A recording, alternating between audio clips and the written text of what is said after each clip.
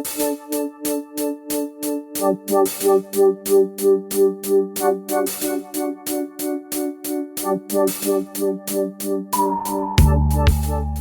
all. Welcome back to the Following Your Gut podcast. I am, as always, your host, Roland, in a new location. And for those who can see, usually this looks like some sort of background screen, but no, I'm in my backyard. It's a beautiful day. It's summertime down here in Georgia. And thankfully, I have noise canceling technology, so you don't have to hear all the bugs that I do. But then again, it is very peaceful because environment optimization is a big part of what it is I teach my clients and try to embody myself. I have not done an episode myself in a while, and I was thinking about what is it I feel called to talk about. We have been doing this diet series, and it is summertime, and been invited to a few barbecues. Food is a thing in the summer in the US, well, anywhere. Food is life, food is gatherings, family, food is so many wonderful things. But for people who are on the journey of healing, food can sometimes be the bane of their existence, especially if they've diet hopped, if they are on a very restrictive diet, something elimination based, they're trying to get a handle on something, or they have to go ultra strict for whatever medical reason requires that. So, in saying that, I felt called to talk about how I look at building diets as a framework. The idea of building a diet seems so fundamentally easy because, in essence, it is you eat food, the end. However, there's so much thought and consideration that goes into building a diet when you study nutrition that you almost take for granted because unconsciously, at least I can speak on my own behalf here, I have this matrix of things I think about. When I go to a restaurant and I'm looking at the menu, instantly my brain is analyzing the macronutrient profiles of the meal combination, the micronutrient quantities, rough estimates, of course, thinking about how it's going to impact things like blood sugar, gut health, digestibility. All those things go through my head, and I doubt the average person thinks about that. So I wanted to think about breaking down the details of diet as I see it, and hopefully this examination of how my brain thinks about these things helps you if you're wanting to improve your diet yourself, if you're working with clients and they struggle with diet, or it's something that you want to make more of an importance in your clinical practice. To whatever the reason, my goal is to transfer information that is valuable to all of you today. I'm going to make this a two-parter because I don't want to talk your ear off. And in addition, I think it's really wise to separate the framework and the approach from the details. We're building the container on part one, and part two, we're going to fill the container with the things most people expect when it comes to diet. So I'm going to start with the first point, and most people would assume that I'm going to go right to, I'm going to say go paleo, Mediterranean, keto. That's not where I start. The first thing I have learned, the most important thing, in fact, I have learned in terms of working with people is figure out the amount of change that the person is ready for. And I mean that in the sense of upending their worlds. I remember when I was in nutrition school, I had to do this. It was an exercise called the 5 Day Miracle Diet, and it was a predetermined diet we all had to follow, and it was arbitrarily chosen characteristics. Like the morning had to be this, I had to have a snack at this time, and it had to be a hard, crunchy food. Then I had a lunch that was decided for me in terms of structure. Then I had to have a soft snack in the afternoon. Sounds a little bit like a nursing home. But the point of the diet was we had to adhere to this.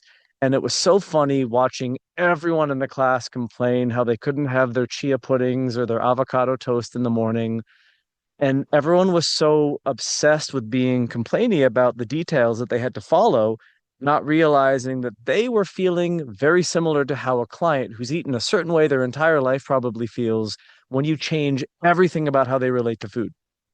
That's why I ask the first question, how much change is someone ready for? Which is a very general, arbitrary question.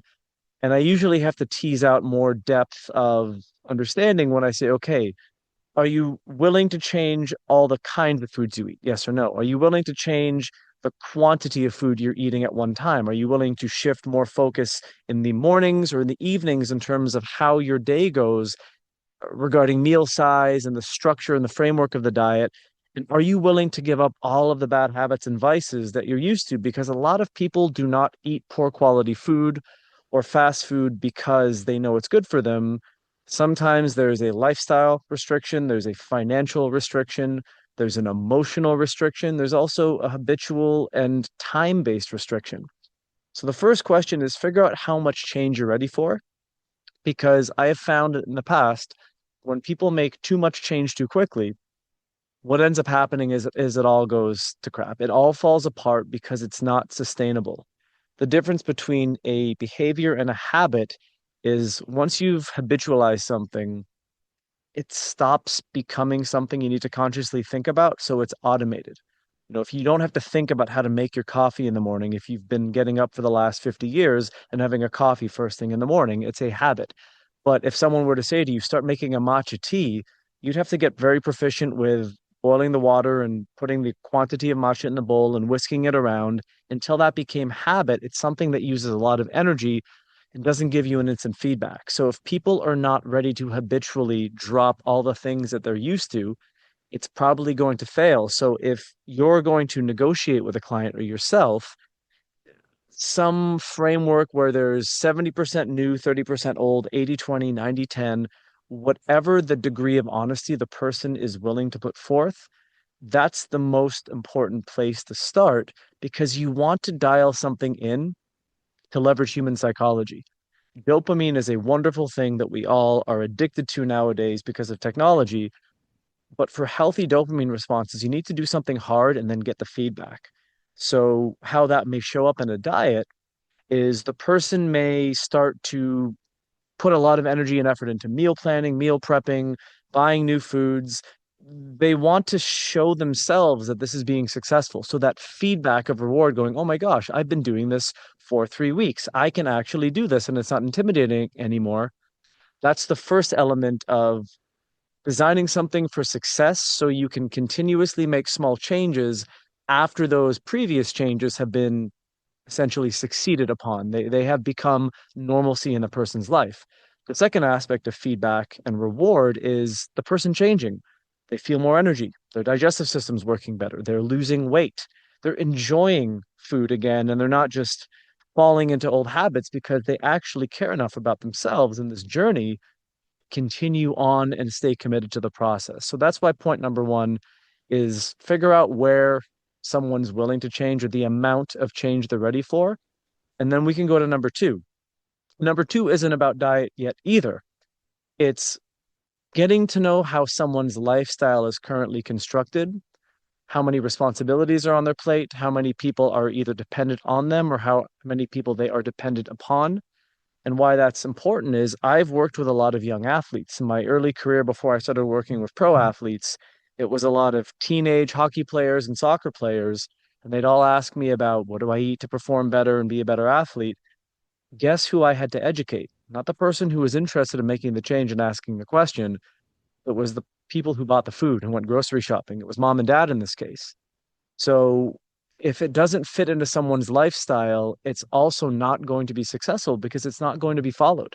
You have to figure out what is potentially an obstacle or limitation or a roadblock of the degree of how much you change in someone's life. For example, if they work 12-hour days, unless they're meal prepping, they're probably not going to have a lot of free time to cook fresh meals every so often. And if you tell them, well, I want you to make a big breakfast every morning with avocado and gluten-free toast and eggs and smoked salmon, and they're going to be like, I have 10 minutes before I need to get out of the house. You need to be very creative in knowing how to implement something that fits into their lifestyle that becomes an optimized compromise. Years ago, I made this statement, how do you optimize the compromise with a friend of mine? He's like, did you just hear what you just said? I went, yeah, that's good. That's an accident, but that's good. So much of life when it comes to health is compromise between idealism, which a lot of young practitioners and a lot of people who are more zealot-like adhere to because they like that totalitarian control of the variables. But life is unfortunately not black and white. It is shades of gray. So if you have a client who is a very busy professional, they travel a lot, they're always changing time zones, they have to be going out to restaurants at least 5 nights a week for business dinners, you're going to have to teach them how to eat really well off of a menu and maybe open up their horizons to being willing to making modifications to the food that's on the menu if there's a particular goal that you have. Or if you have someone who hates to cook, maybe they need to find someone to assist with meal prep. Maybe you need to find a private chef. And if the person's willing to pay for it, you work with the chef, and the person is just the beneficiary of all your and this chef's hard work. So the second point is, how does it fit into the current schedule of life that that person is living? Are they a busy mom of three with a husband who works all the time? Are they a single guy who's never learned how to cook and has no idea where to start? Are they a young athlete who needs a lot of support? Are they someone on a budget? And you have to be able to fit in healthy food choices to a dollar amount because it is possible. It just takes a lot more work and a lot more consideration. So that's point two. So number one, we have figure out what amount of change the client is ready for. Number two, how does something currently fit into their lifestyle? How are you honoring where they are now with the potential knowing that things could change in the future, but you're doing your best to optimize the compromise. Now we can get into some real diet stuff. Number three is ingredients and sourcing. And this is where we're starting to look at the relationship with food and the kinds of important points people need to know in order to try to choose the best quality of food possible. Because there is a spectrum. You can go to Walmart and you can buy ground beef at Walmart, or you can go out to a farm somewhere in Montana and you can buy a 215-pound piece of a cow share of grass-fed, grass-finished, responsibly butchered beef. Again, the only commonality is their beef. There's a gross difference in quality on that spectrum. And I think it's important to bestow the virtues of knowing where your food comes from, knowing how your food was grown, and if possible, knowing how your food was killed, slaughtered, or plucked out of the ground and shipped to you. That's the optimal scenario, and work backwards from there because optimal is always associated with expensive. The quality of the food you eat is directly correlated to a few things. One, the quality of the food is correlated to the quality of the growing practice, the environment with which that food was grown, when it was picked, harvested, and how soon it shows up at a place that you can buy it. So the difference between a farmer's market and a grocery store might be something that was picked 2 weeks prior because we needed to factor in the transportation and the ripening process of the fruit or the vegetable being delivered to the grocery store. So it peaks just at the time that the grocer wants to put it out because the grocer is wanting to make money. We have to remember that. They want to feed people, but they want to maximize their profits and they want to minimize their waste. Food ingredients and sourcing, it's something that is kind of lost on us in modern society because we've been conditioned for convenience. So if you're trying to educate your clients on the value of why thinking about what you're eating, not from a macronutrient perspective or any kind of caloric perspective first, is important, you have to communicate the idea that the food you eat becomes you. Food ideally is locally grown. So the whole idea, the 100 square mile concept of if everything you eat within reason can come from a geographic region of 100 square miles from your home, then you're likely getting the best quality food because it is the freshest, the ripest, and the most optimally grown. In addition to that, the second thing is considering how those ingredients were treated and handled. And on the consumer side, we have all of these labels that we have to contend with. We have organic, we have gluten-free, we have responsibly farmed, we have non-GMO. We have all of these things that tell you a little bit about the nature of the food, and I guess you could say its personality given what it's become as it's shown up.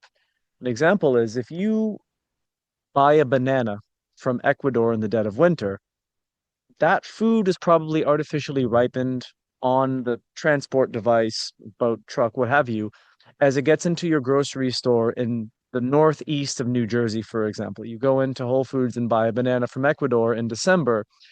That food is the least ripe scenario, but it's still, you're able to get a banana. If you are living in South America and you can pick that banana from the tree, it's a totally different experience to your body because the micronutrient quantities, even the macronutrients, the fibers, the digestibility, the enzyme content of that food is maximized. So my bias is always create the optimal scenario of something that, if it's not grown in your backyard, it's the next closest thing to. Get to know your local food purveyors. And I'm always biased towards supporting farmers markets and farms directly because you can get to know the people that actually raise the food, people that actually grew the food, figure out what was sprayed on that food. That's another important thing with ingredients, the organic debate versus non. People assume organic is always better simply because nothing is sprayed on the food. That is untrue from a perspective of nothing being sprayed on the food. Organic produce still have organic herbicides, pesticides, but the one thing they outlaw is glyphosate from being sprayed on the foods. Roundup, which is the weapons grade herbicide insecticide that unless you've lived under a rock, you have heard of Monsanto and their wonderful creation that has now led to multiple lawsuits, known mechanisms of disruption within the microbiome, and bioaccumulation of something that you need to detoxify from your body.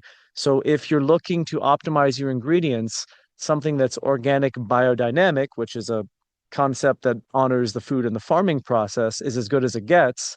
And just plain old conventional, don't care where the food comes from, don't care what time of year the food was supposed to be grown in, that's as bad as it gets, bad being a relative term.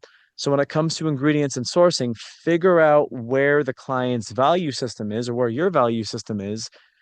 And you'd be surprised that if you're willing to do a little bit of work and figure out where locally to you the highest quality of food that skips a grocery store or a middleman is able to be purchased, it's really not that expensive.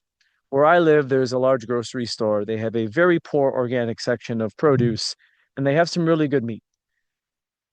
When I go to my local farmer's market, which is about a 20-minute drive, I buy 50% more produce of much better quality for the same money. So I'm walking out with much more because I'm cutting out the middle person and I'm also buying stuff that was grown on the land that is selling it. So they don't have to pay for shipping, storage, containers, anything like that. They just simply put out what it is they grow and they bring a few things in from local farms that they don't grow themselves. It's an incredibly cost-effective way, and I think it's amazing in the sense of getting back to supporting the earth and the processes of nurturing the farmer. Because nowadays the farmer is not, I don't want to speak for something that I don't know, but I don't think there's a ton of kids getting out of school saying, I really want to farm. The notion of farmer is not a high class profession to a lot of people who grew up in urban or city areas. But in many cases, the farmer is the single most important job on this planet. And I do like that there's a resurgence and a return to form of people who are wanting to go back into farming, animal husbandry, or even going into co-ops where they have allotments personally and they share space with other people and they're learning the art of growing food. I think it can be an incredibly rewarding thing because when you eat what you grow, man, your love is in that. And then love is not a macro or a micronutrient that we can measure on a nutrition panel, but it absolutely is a thing. So number three is ingredients and sourcing, making sure that you're bestowing the virtues of the best quality that you're able, willing, or ready to afford, and why it's worthwhile to do a little bit of extra work and go out and find where this amazing food is being sold and supporting that person so their livelihood can expand and they can continue serving the community. Number four is cooking methodology. And this is a very deep topic, likely better to be spoken to by a chef. I moonlight a little bit. I love to get in the kitchen because food is a form of artistic expression. But how you cook your food honors the food in the nutritional way. An example would be that you can take a beautiful piece of meat and you can douse it in some kind of oil-based marinade, crank your barbecue up high, throw the meat on the barbecue, and the flames engulf everything. Now, while it may look great on a commercial to draw you into a steakhouse, or it may smell good because you have memories of, burnt steak as a child, misrepresenting the health side of it, you're creating what are called nitrosamine compounds in your meat. So you're creating oxidization of things that are going to cause small amounts of free radical damage in the food that you're eating because you're swallowing that burnt carbonized meat. So cooking methodology matters if you're trying to be healthy because how you cook your food can denature the quality of the nutrition in your food. Another example is, say, boiling versus steaming vegetables. If you throw a bunch of broccoli in a pot of water and boil it, when you take the broccoli out of the water, water is very green. The leftover water is containing a lot of the micronutrients that have been leached out of the food because you cooked it in a way that slightly depleted the nutrition. Whereas if you steam it, the broccoli is not submerged in the water, so there's nothing to lose. So you actually cook at a slightly lower temperature and you maintain all of the valuable nutrition in the vegetable in this case. So it is really important to learn how to cook. You know, different cultures have their ways of maximizing the value of nutrition. If you look at some of the traditional Middle East cultures where they eat a lot of legumes, they don't take a chickpea out of a can and just mash it up in a food processor and make hummus. They soak the chickpeas, they start getting rid of the phytic acids and the mineral binders because phytic acid robs your body of being able to absorb certain minerals. And they change the water multiple times when they soak it, then they pressure cook the chickpeas so it breaks down all the proteins, the lectin proteins, and makes the fiber more digestible and bioavailable for the microbiome. So investing in some time learning how to cook responsibly, you know, cooking something in a broth rather than sautéing it or deep frying it, which is very popular down south. I went out for dinner the other day and the healthiest carb I could get was a sweet potato, but it was a sweet potato tot deep fried. Let's just say I was happy I had an Enzalé's Pro at home for afterwards. So the cooking methodology is important because how you cook your food honors the food. Typically, when you cook something at too high a heat, when you submerge something in a low quality oil, when you cook it to death to where you've lost a lot of the micronutrition and denatured a lot of the goodness in the food, that can be detrimental because the goal is to maximize nutrition. So the person thinks they're doing well by spending all of this money on good quality food, and they're slightly restricting the beneficial outcomes because of how they're treating the food or how they're cooking it. So it's really important to ask your clients what their style of cooking is. Do they microwave their food? You know, are things done in a way that is for convenience and maximizing the efficiency of how fast it gets done versus honoring the process of food? You know, most people don't know that if you take a fruit or a vegetable and you add heat to it, you destroy enzymes. Enzymes help the digestive process, as we all know. So teaching people how to honor their food through the methodology of preparation is very important. And the last thing I'm going to introduce today, and I'm going to go into detail, as I said, fill the container next time, is the framework and the diet in and of itself.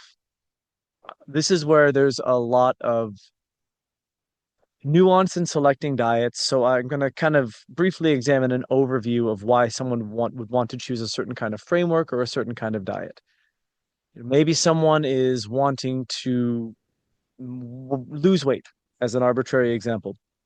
So you're going to want to think about what are going to be the influences of a diet that I choose that are going to help minimize blood sugar swings, insulin secretion, manage overall energy intake. And you're going to probably be in the realm of something like an intermittent fasting, a low carb-ish paleo diet, or a targeted macronutrient calorically restricted diet.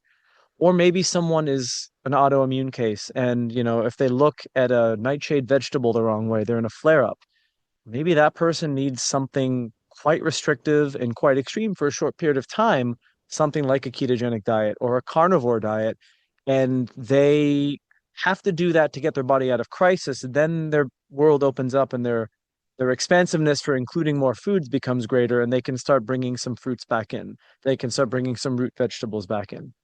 Maybe someone has very strong held personal, spiritual, or religious beliefs, and for whatever reason, they don't eat beef, they don't eat pork, they don't eat meat at all, and they have to do something in the realm of vegetarian and veganism, but they are an active person, and you need to figure out how you're going to get enough protein in their diet without giving them 8 times the amount of carbohydrates because, again, they are wanting to improve some aspect of body composition. This is how I think about diet framework and diet selection. The goal, the request, and the desire is the precipitating decision, i.e., what is it they need in an optimal world? And then what they're willing to do and all the other considerations start filling in the details. And then you select the diet framework that most optimally suits the person because you have to know what the diets innately have to offer someone.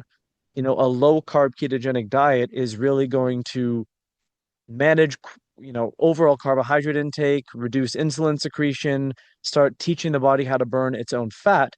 But it is quite strenuous on the digestive system because having a high fat diet does require a lot of liver, gallbladder, and pancreatic output. More of a Mediterranean diet is going to have a wider variety of food, so it's also going to be less restrictive. So that person may not have as hard a time if they want to go out and be social with their friends. A vegetarian vegan diet, which most people think is an incredibly healthy diet, can be, but it can also be tricking you into a false illusion of reality because a lot of processed foods like Beyond Meat and various things that just say vegan on them, marketing has confused people to assume that vegan means healthy. Vegan means vegan. Healthy and vegan can be entirely divorced. Like a vegan donut is still a donut. It just doesn't have any dairy-based ingredients in it. So learning how to pick a diet framework is really important based upon what that person's looking to do and what it is you need to push their physiology to do as it relates to food.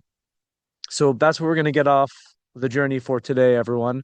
I hope this 1 through 5 initial part was valuable information. At least it opened up your perspectives and your eyes in terms of how to think about approaching a person because you can't just write a diet on a piece of paper and hand it to someone and say, follow this. They're going to go, no, and probably hand it back to you. You have to work with the person so that they're on board and they're part, if not the driver of the decision-making process, because you move from compromise to optimize slowly. It's like turning a dial, it's not flicking a switch. So next time we'll go into examining all the different diets, giving indications of what this diet or that diet may do or may not do, and looking at where I might choose a diet for someone based upon what's going on with them. And it hopefully can clear up some confusion because we have people now that are on opposite sides of the spectrum and they're arguing for which side is superior, and they have the same problem in the inverse relationship. So if we can get away from dogma, an emotional belief, and get back into understanding logic and science, that's where we find the success. And we can teach our clients over time to not need us as much because we have to remind them that through this journey they've been on, so much of them has evolved in terms of knowledge and understanding that they can take this forwards for themselves and share it with other people. So as always, everyone, appreciate you all. Please subscribe, like, share this with anyone who you feel this message wants to reach or should reach. We'll see you on the next one.